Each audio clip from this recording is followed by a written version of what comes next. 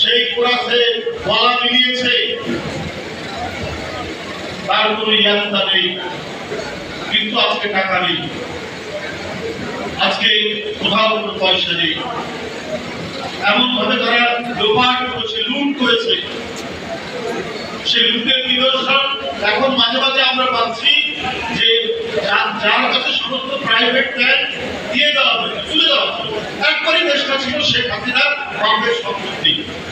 যখন যা মনে করেছে তাই করেছে, একটার পর একটা ব্যাংক দিয়ে দেওয়া হচ্ছে শাহরুখকে। সেই শাহরুখ এখন দিল্লিতে শেখ হাসিনার কাছে পৌঁছে দেওয়ার জন্য ২৫০০ কোটি টাকা দিচ্ছে, যে সেইখান থেকে তিনি বাংলাদেশের মধ্যে কিছু করবে, কিছু ঘটাবে, এই কাজ তিনি করবেন এবং প্রতিশ্রুতি দিয়েছেন আরো ২০০০ কোটি টাকা দেবেন। আরেকজন নেতা শেখ হাসিনা একবারে ডান হাত মাহমুদ হক খালিদ, তিনি বিদেশ থেকে হয় ইন্ডিয়ায় আছেন অথবা অন্য কোনো দেশ থেকে বাংলাদেশে তার এলাকায় একটা বেশ বড় ধরনের এলাকা নিয়ে বিশ্ববিদ্যালয় ওপেন করছে, উদ্বোধন করেছেন কালকে। কিভাবে সম্ভব? এইটা হচ্ছে এই যে লুটের টাকা আমরা কিন্তু কিছু নিদর্শন পাচ্ছি। তারেক রহমান সাহেবের অনেক অপপ্রচার দিয়েছে, যেমন ধরুন মালয়েশিয়াতে তার অনেক কলকারখানা তারেক রহমান করেছে। আমি ১৫ বছর ১৬ বছর তারেক রহমানের কারখানার নাম কি, তার শিল্প প্রতিষ্ঠানের নাম কি, সেটা আপনি তো জানাতে পারেননি। ক্ষমতা পরিচালনা করছে দেশনেত্রী বেগম জিয়া প্রধানমন্ত্রী, অথচ আপনি সজ্জার মধ্যে বাংলার এক প্রান্ত থেকে আরেক প্রান্তে তারেক রহমানের বিরুদ্ধে উৎসাহ দিয়েছেন, অপপ্রচার করেছেন, অপকীর্তি ছড়িয়েছে, অথচ বিএনপি আপনার বিরুদ্ধে কোনো ধরনের ব্যবস্থা নেয়নি, মেনে নিয়েছে। আর হাসিনার বিরুদ্ধে ঘুরে থাক, কিছু বললে তার বিষয় হয় সে গুম হয়ে যেত, খুন হয়ে যেত নদীর ধারে খালের ধারে, আর না হলে তাকে মাসের পর মাস থাকতে হতো কারাগারের মধ্যে। এই যে পার্থক্য আওয়ামী লীগ আর বিএনপি।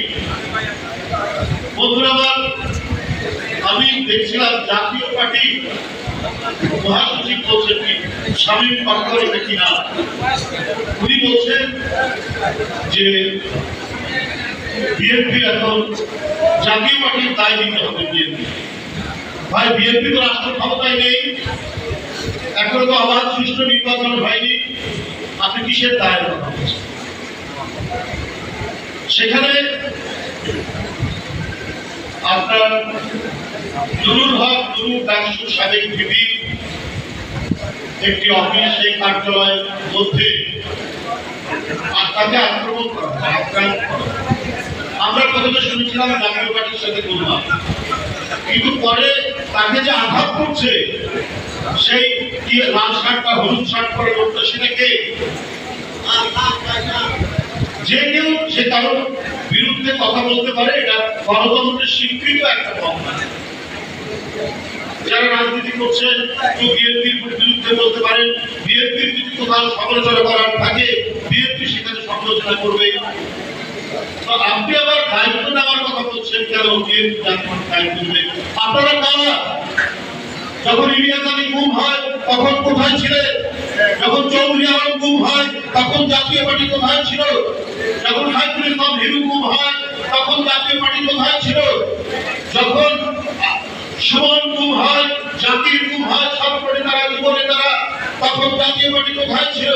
যখন ২০১৪ নির্বাচনে ভোট কেন্দ্রে কোনো ভোটার নেই, সেখানে কুকুর, বিড়াল, গরু, ছাগল ঘুরে বেড়াচ্ছে, সেই নির্বাচনে যাবনা করতে করতে আপনারা গেলেন। আপনার ২০১৮ সালে বিএনপি নির্বাচনে যাওয়ার ঘোষণা দেওয়ার পর প্রায় ৪৫ জন প্রার্থীকে গ্রেফতার করে নিয়ে যাওয়া হলো। অর্থাৎ শেখ হাসিনা বিএনপি নির্বাচন আসুক সেটা চাইনি, সেই প্রমাণ আবার করে আমরা অংশগ্রহণ করে দেখা।